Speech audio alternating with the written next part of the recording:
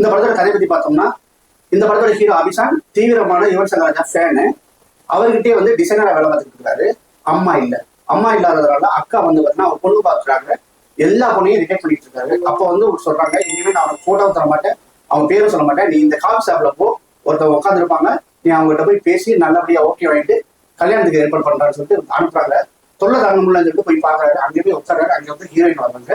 Heroine வந்து பாக்குறாங்க, நான் தான் அந்த பொண்ணுன்னு சொல்லிட்டு ரெண்டு பேருமே பேசுறாங்க.